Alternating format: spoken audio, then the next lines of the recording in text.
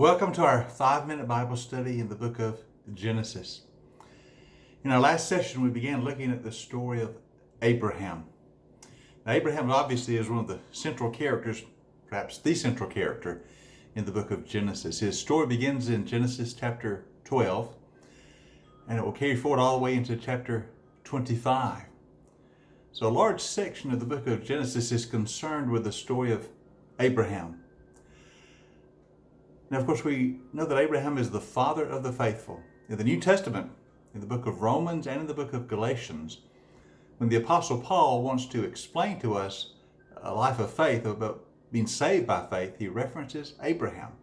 He references the story of Abraham and says that when we believe, we are following in the steps of our father Abraham. So his story of being saved by faith and trusting God is so critical.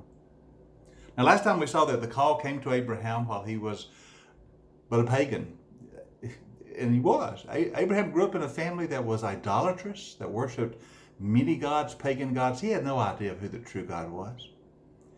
And then one day, the Lord spoke to him, revealed himself to him, and called him to leave his country, leave his family, leave his ancestral roots, and travel to a new land.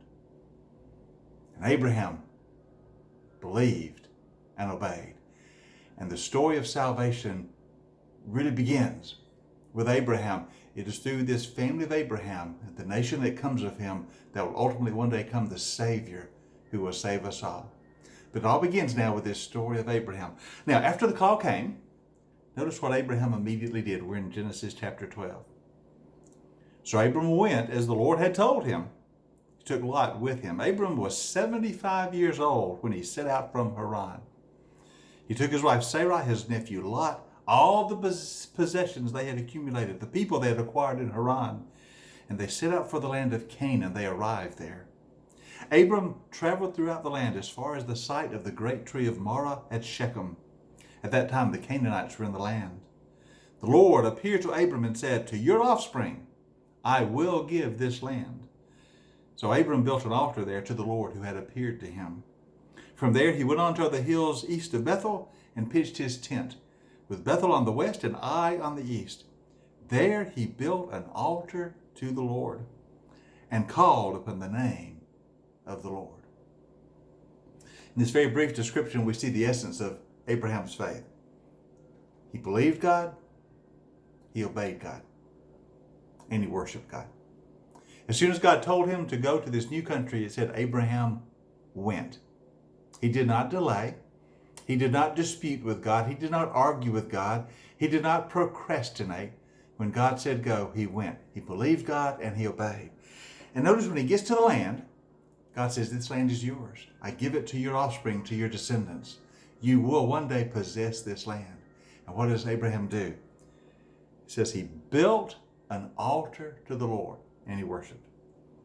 Then later on, as he travels further on into the land, again he stops. He builds an altar to the Lord. He calls on the name of the Lord. He worshiped. He gave his life in devotion. He called on the name of God. Now, this is what the life of faith is all about. It's believing God, it's obeying God, and it's worshiping God.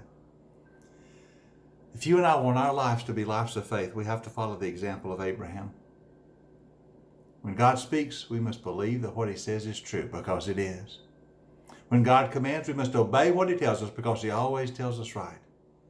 In all of our life, we should be building altars. You should be building altars in your life, places of devotion, places of worship, places in which you simply pour out your heart in adoration to the God. Build your life on believing, obeying, and worshiping. In this way, we walk in the steps of Abraham, our father in the faith. Believe God, what he says is true. Obey God, he always leads us right. Worship God, make him the center of your life. This is the way we follow the steps of Abraham. I just love that phrase. He built an altar to the Lord, and he called on the name of the Lord. I want that said about me.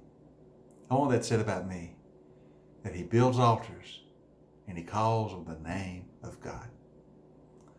Let our life walk in the steps of Abraham. May it be a life of faith. Hope you have a wonderful day today, and I'll see you again in our next session as we talk more about the example of Abraham and his story in the book of Genesis. I'll see you next time for our 5-minute Bible study.